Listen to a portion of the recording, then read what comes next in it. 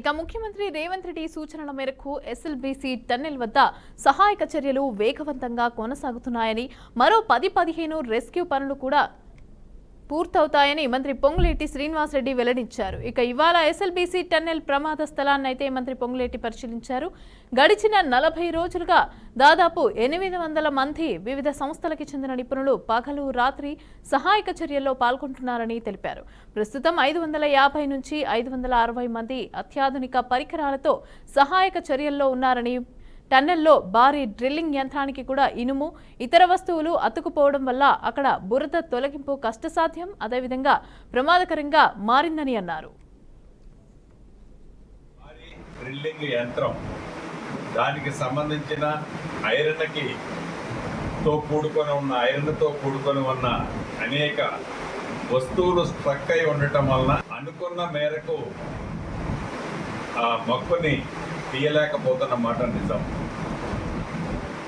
ఈ రాబోయే 10-15 డేస్లో ఈ మిగిలి ఉన్న 150 మీటర్లో 105-110 మీటర్లు 10-15 మీటర్స్ 15 డేస్లో పూర్తి చేయగలుగుతామనే పూర్తి విశ్వాసంతో ఇక్కడ పనిచేస్తున్న వర్కర్స్, అధికారులు ఉన్నారు. ఇప్పుడు వారితో మాట్లాడిన బట్టి వారు ఇచ్చిన సూచనలు, సలహాలు రాష్ట్ర ప్రభుత్వ పక్షాన గౌరవ ముఖ్యమంత్రి రేవంత్ రెడ్డి గారి సూచనలతో ఇక్కడ పనిచేస్తున్న వ్యవస్థకి, వ్యక్తులకి ఏ రకమైన అసౌకర్యం కలగకుండా ఉండే విధంగా అన్ని వసతులు కల్పిస్తూ పనిని వడివడిగా ఫాస్ట్ ట్రాక్లో కంప్లీట్ చేసే దిశగా ఇక్కడ అధికారులు కూడా దగ్గరుండి టైం టు టైం పర్యవేక్షిస్తున్నారు. మన అధికారులు ముఖ్యంగా గౌరవ కలెక్టర్ గారు కానీ, స్పెషల్ ఆఫీసర్ గారు కానీ, అండ్ మన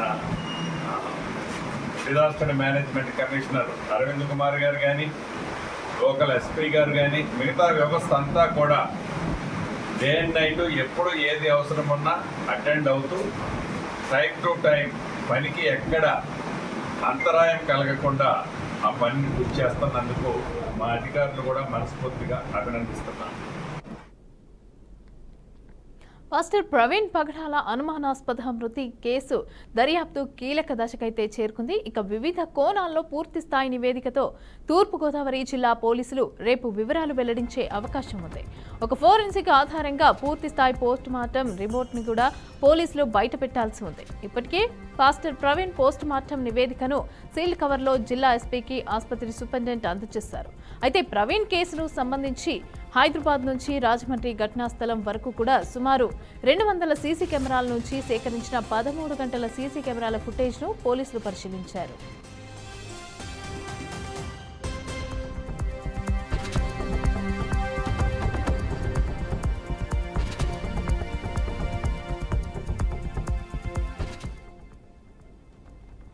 ఇక విజయవాడలో 4 గంటల పాటు గడిపిన పాస్టర్ ప్రవీణ్ ఏం చేశారు, ఎవరెవరిని కలిశారు అనేది మిస్టరీగా మారింది.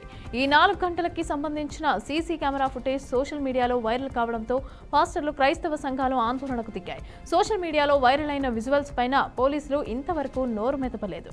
మరోవైపు పాస్టర్ని హత్య చేశారని సోషల్ మీడియాలో మాట్లాడిన వారికి పోలీసులు ఇప్పటికే నోటీసులు జారీ చేశారు.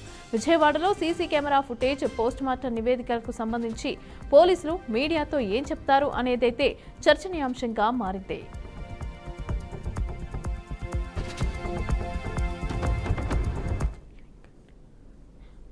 రైట్, ఇక తుది దశకైతే పాస్టర్ ప్రవీణ్ మృతికి సంబంధించిన నివేదికను కూడా రేపు పోలీసులు వెల్లడించనున్నట్టుగా తెలుస్తోంది. అయితే దీనికి సంబంధించిన పూర్తి డీటెయిల్స్ మా ప్రతినిధి వెంకట్ అందిస్తారు. వెంకట్, చెప్పండి, ప్రవీణ్ పోస్ట్ మార్టంకి సంబంధించిన డీటెయిల్స్ అన్నీ కూడా సీల్డ్ కవర్లో పెట్టి ఎస్పీకి అందజేసినట్టుగా తెలుస్తోంది. అయితే డీటెయిల్స్ ఇవ్వండి. Thank you Mamata. Pastor Praveen Pagadala అనుమానాస్పద మృతికి సంబంధించి దాదాపుగా పోలీసులు విచారణ పూర్తి చేశారని చెప్పుకోవచ్చు. ఈ రోజు ఒక వీడియో అయితే రిలీజ్ చేశారు. దానికి సంబంధించిన వీడియో డీజీపీ ఆఫీస్ నుంచి రిలీజ్ చేయడం జరిగింది. అయితే పాస్టర్ ప్రవీణ్ ఒక లారీని క్రాస్ చేస్తూ వెనక చక్రాలకు వద్ద పడిపోవడం, అక్కడ నుంచి డివైడర్ కి జస్ట్ త్రుటిలో తప్పించుకుని డివైడర్ కి గుద్దుకున్నాడు. ఈ నేపథ్యంలో ఆయన అక్కడ ప్రాణాలు కాపాడుకున్నట్లు తెలుస్తుంది. అటుగా వెళ్తున్న ఒక లోడ్ ఆటో అతను దిగి ఆ పాస్టర్ ప్రవీణ్ ని పక్కన కూర్చోబెట్టి మళ్ళీ తిరిగి ప్రయాణం చేయడానికి అయితే ప్రయత్నించినట్టుగా తెలుస్తుంది ఆ వీడియోలో. అయితే ఎక్కడ చూసినా కూడా పాస్టర్ ప్రవీణ్ నిర్లక్ష్య వైఖరి కనిపిస్తుందని చెప్పుకోవచ్చు. 2-3 సార్లు ప్రమాదం జరిగినప్పటికీ కూడా ఈ పాస్టర్ ప్రవీణ్ తన ప్రయాణాన్ని ఎక్కడా కూడా ఆపలేదు. అయితే ఈ పాస్టర్ ప్రవీణ్ అనుమానాస్పద మృతి కేసుకు సంబంధించి పెద్ద ఎత్తున నిరసనలు రావడం నేపథ్యంలో పోలీసులు కూడా ఈ కేసును చాలా సీరియస్ గా తీసుకుని విచారణ అయితే చేపట్టారు. దీనికి సంబంధించి పోస్ట్ మార్టం నివేదికలు జిల్లా ఎస్పీ నరసింహకిషోర్కి అందజేశామని చెప్తున్నారు. అయితే రేపు దీనికి సంబంధించి పాత్రికేయ సమావేశం ఏర్పాటు చేసి ఈ కేసుకు సంబంధించి విషయాలను వెల్లడించనున్నారు.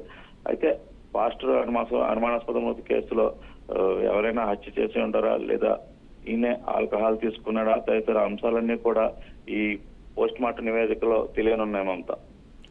అయితే దీనికి సంబంధించి పోలీసులు ఇంకా కేసులు కూడా నమోదు చేసినట్టుగా తెలుస్తోంది. సోషల్ మీడియాలో మాట్లాడిన వాళ్ళకి సంబంధించి కూడా మరి దీనికి సంబంధించి ఏ విధంగా చర్యలు తీసుకునే అవకాశం ఉందంటారు? సోషల్ మీడియా వేదికగా చాలా మంది పాస్టర్లు కానీ అదేవిధంగా క్రైస్తవ మత బోధకులకు కానీ చాలా మంది కూడా ఈ పాస్టర్ ప్రవీణ్ ట్రోల్స్ చేయటం, ఎటువంటి ఆధారం లేకుండా ప్రతి ఒక్క వ్యక్తి కూడా ఈ ప్రవీణ్ హత్య కేసులో ప్రభుత్వాన్ని తప్పుపట్టే ధోరణిలో కామెంట్ చేయడం కూడా పోలీసులు సీరియస్ గా తీసుకున్నారు. ఇది ఆధారాలను బట్టి వీరందరిపై కూడా కేసులు నమోదు చేస్తామని పోలీసులు ఇప్పటికే తెలిపారు. Right, thank you Venkat, thanks for the updates.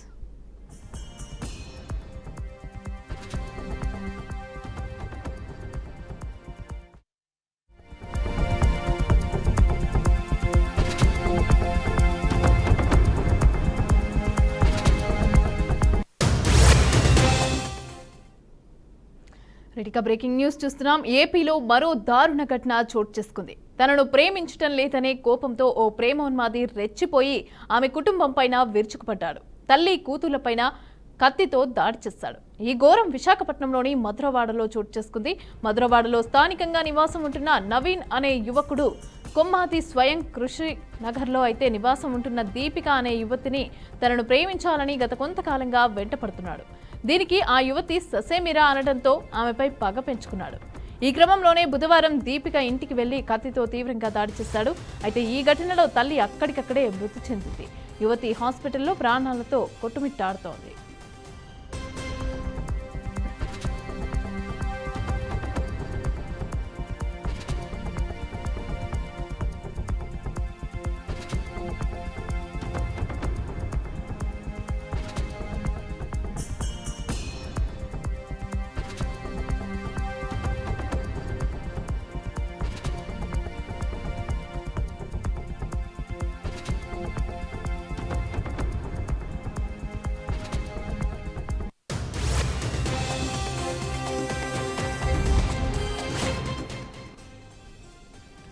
ఇక ఏపీలో మరో దారుణ ఘటన ఒకటి చోటు చేసుకుంది. తనను ప్రేమించడం లేదనే కోపంతో ఓ ప్రేమోన్మాది రెచ్చిపోయి ఆమె కుటుంబం పైన విరుచుకుపడ్డాడు.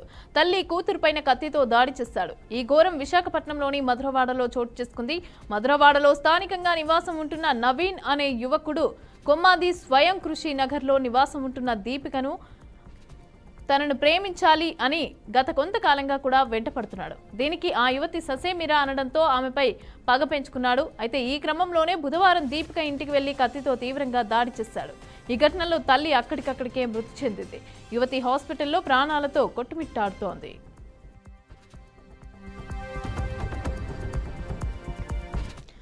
ఇదే అంశానికి సంబంధించి పూర్తి అప్డేట్స్ మా ప్రతినిధి నాయుడు అందిస్తారు. నాయుడు, చెప్పండి, విశాఖ మధురవాడలో ఈ ఘటన చోటు చేసుకున్నట్టుగా తెలుస్తోంది. అయితే అసలు ఈ ప్రేమోన్మాది ఎవరు, అసలు ఆ అమ్మాయి ఏంటి, డీటెయిల్స్ ఏంటి, ఆ అమ్మాయి పరిస్థితి ఏ విధంగా ఉంది? థ్యాంక్ యూ మమత. విశాఖలో ప్రేమోన్మాది రెచ్చిపోయిన ఘటన అయితే మనకి చోటు చేసుకున్న పరిస్థితి మనకి కనిపిస్తుంది. విశాఖలో ఏదైతే మధురవాడ అత్యంత త్వరగా కూడా డెవలప్ అవుతున్నటువంటి ప్రాంతం అయితే, అటువంటి ప్రాంతంలో కూడా ఇటువంటి ఘటనలు జరగడంతో అయితే మాత్రం ఇక్కడ అందరూ కూడా ఒక్కసారి ఉలిక్కిపడిన పరిస్థితి అయితే మనకి కనిపిస్తుంది. ప్రధానంగా చూసుకున్నట్టయితే కనుక ఇక్కడ మధురవాడకు దగ్గరలో ఉన్నటువంటి స్వయం కృషి నగర్ లో తల్లితో పాటు కూతురు కూడా నివసిస్తూ ఉంది. అయితే వీళ్ళు ఒక అద్దీంట్లో ఉన్నారు. వీళ్ళు పాలకొండకు చెందిన వారిగా అయితే గుర్తించడం జరిగింది. అయితే ఇక్కడ ఈ ఎవరైతే మరణించిన ఉన్నారో వీళ్ళైతే వీళ్ళు ఈమె డిగ్రీ పూర్తి చేసుకుంది. డిగ్రీ పూర్తి చేసుకున్న తర్వాత ఇంట్లోనే ఉంటుంది. ఏదైతే ప్రేమోన్మాది తరచూ అయితే మాత్రం వీళ్ళని ఇబ్బందికి గురి చేయడం, ప్రేమ పేరుతో అయితే మాత్రం ఇబ్బందికి గురి చేసిన పరిస్థితి కూడా ఉండడంతో అయితే మాత్రం వీళ్ళు చాలా జాగ్రత్తగా ఉన్న పరిస్థితి కూడా కనిపిస్తుంది. అయితే ఈ మధ్య కాలంలో గత వారం రోజుల క్రితం పెళ్లి ప్రపోజల్ కూడా తీసుకురావడం జరిగిందని, దానికి అయితే తల్లి ఒప్పుకోకపోవడంతో అయితే మాత్రం వీళ్ళు అయితే కక్ష పెంచుకున్నట్టుగా కూడా మనకి తెలుస్తూ ఉంది. ఏదైతే నవీన్ ఎవరైతే ఉన్నాడో ఈయన యువతని బాగా ప్రేమ పేరుతో బెదిరించడం, ఆమెతో కాకుండా ఆమె ఇంటికి వెళ్లి దాడి చేసిన పరిస్థితి కూడా మనకి కనిపిస్తూ ఉంది. ఇక్కడ విచక్షణారహితంగా ఒక కత్తితో పూర్తిగా ఆమెపై దాడికి తెగబడ్డారు. ఈ నేపథ్యంలో అయితే మాత్రం పూర్తిగా రక్తపు మడుగు కూడా ఏర్పడిన పరిస్థితి మనకి కనిపిస్తూ ఉంది. అయితే ఏదైతే సంఘటన జరిగిందో సంఘటన ప్రాంతంలోనే ఆమె తల్లి లక్ష్మి అయితే మొత్తం ప్రాణాలు వదిలిన పరిస్థితి కూడా మనకి కనిపిస్తూ ఉంది. అయితే యువతని వెంటనే ఇక్కడ దగ్గరలో ఉన్నటువంటి గాయత్రి హాస్పిటల్ కి తరలించినప్పటికీ కూడా ఆమె ప్రాణాలు కూడా విడిచిన మనకు వార్తలు వస్తున్న పరిస్థితి కూడా మనకు కనిపిస్తుంది. అయితే ఏదైతే ఎందుకు నిందితులు కత్తితో పొడిచారన్న దానిపై అయితే మాత్రం పూర్తి వివరాలు సేకరించినట్టయితే కేవలం పెళ్లికి అంగీకరించలేదనేది ఒకే ఒక కారణంతోనే వీరిద్దరు మాత్రం తెగబడినట్టు కూడా తెలుస్తూ ఉంది. అయితే నిందితులు పరారీగా ఉన్నట్టుగా కూడా తెలుస్తుంది. ఈ నేపథ్యంలో ఇక్కడ పోలీసులు పిఎంఎల్ పోలీసులు వచ్చి ఇక్కడ పూర్తి సంఘటనా ప్రాంతాన్ని కూడా కూలంకషంగా పరిశీలిస్తున్న పరిస్థితి కూడా మనకి కనిపిస్తుంది. అదేవిధంగా జాగిలారితో కూడా ఇక్కడ పూర్తిగా క్లూస్ టీమ్ అంతా కూడా వచ్చి ఇక్కడ వెతుకుతున్న పరిస్థితి కూడా మనకి కనిపిస్తుంది. అయితే ఈ ప్రేమోన్మాది ఇలాంటి ఘటనలు పాల్పడడం అయితే మాత్రం స్థానికులు అయితే కనుక చాలా ఉగ్రరూపం దాల్చిన పరిస్థితి అయితే ఉంది. వీళ్ళని కఠినంగా శిక్షించాలని, ఇటువంటి సంఘటనలు పునరావృతం కాకుండా చూడాలంటూ కూడా వేడుకుంటున్న పరిస్థితి మనకి కనిపిస్తుంది. ఉంటాం రైట్, థ్యాంక్ యూ నాయుడు.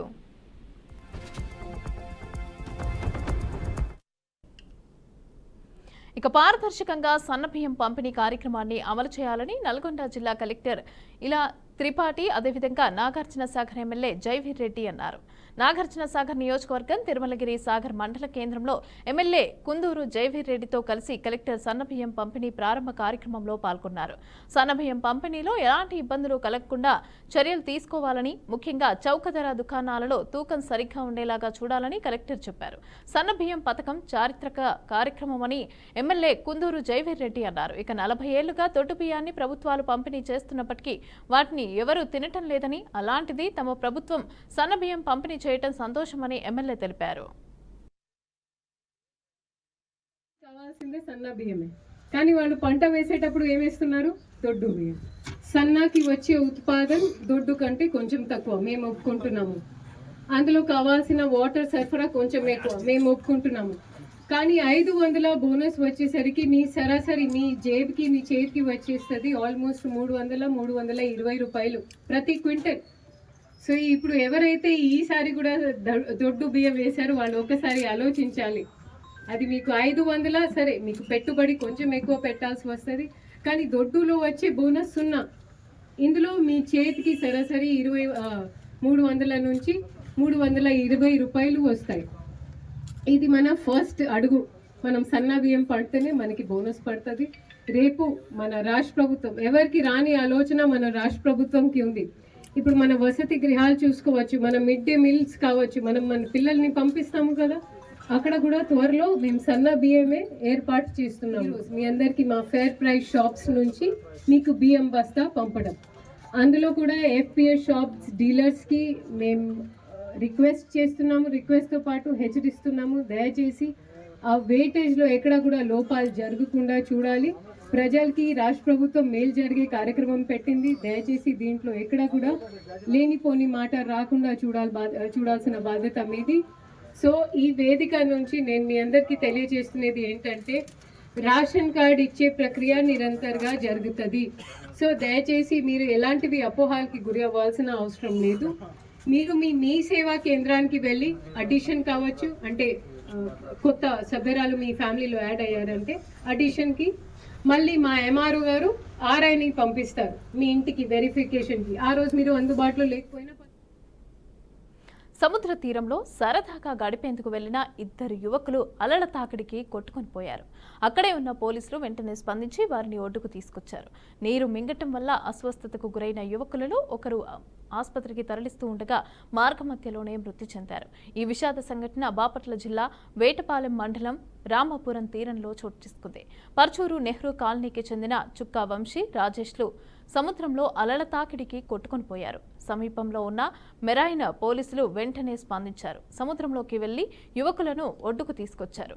27 ఏళ్ల వంశీ పరిస్థితి విషమించడంతో చీరాల ఏరియా వైద్యశాలకైతే తరలిస్తూ ఉండగా మార్గమధ్యంలో తుది శ్వాస విడిచాడు.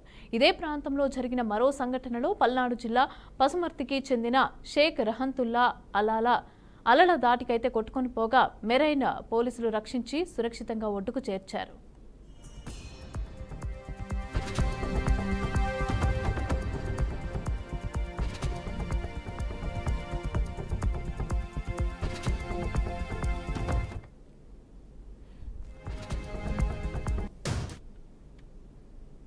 ముఖ్యమంత్రి, ఉప ముఖ్యమంత్రుల ఆధ్వర్యంలో రాష్ట్రం అభివృద్ధి ఉరకలు పెడుతోందని ఎమ్మెల్యే బత్తుల బలరామకృష్ణ అన్నారు. నూతన కంపెనీల ఏర్పాటు చేయడం ద్వారా యువతకు ఉద్యోగ అవకాశాలు కలుగుతాయని తెలిపారు. రాజానగరంలో పరిశ్రమల ఏర్పాటుకు ప్రత్యేక కృషి చేస్తున్నామన్నారు. 360 బ్లాకులుగా ఇండస్ట్రియల్ పార్కును విభజించామని చెప్పారు. ఇక స్థానికంగా లభ్యమయ్యే ఆహారాలకు ఫుడ్ ప్రాసెసింగ్ యూనిట్ల ఏర్పాటుకు కూడా ప్రభుత్వం అన్ని విధాలా సహకరిస్తుందని ఎమ్మెల్యే బత్తుల తెలియజేశారు.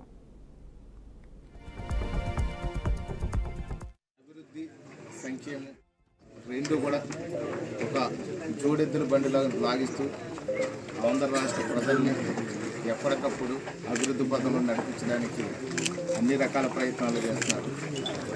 అదేవిధంగా ముఖ్యంగా ఆంధ్రప్రదేశ్కి ఆదాయ వనరులు పెరగాలి అని అంటే ఇండస్ట్రీస్ రావాలి, అన్ని రకాల కంపెనీలు కూడా రావాలి. అన్ని రకాల కంపెనీలు వస్తేనే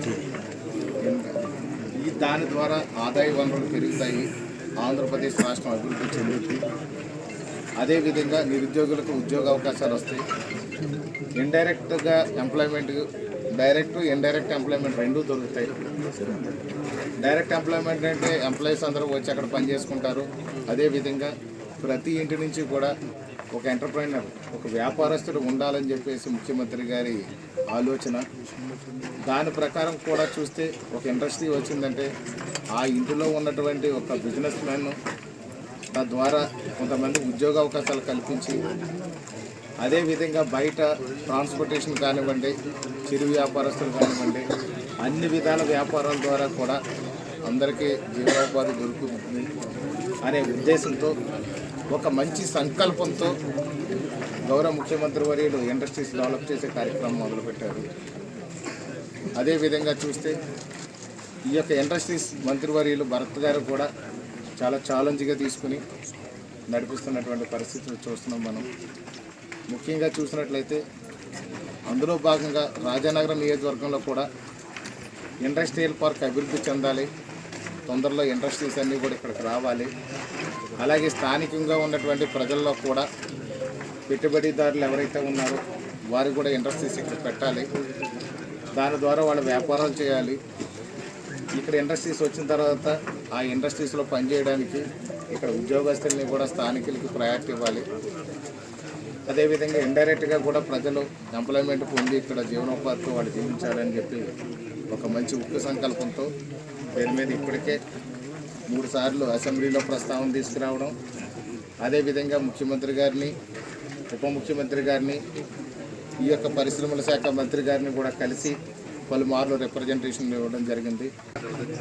అభివృద్ధి, సంక్షేమం రెండు కూడా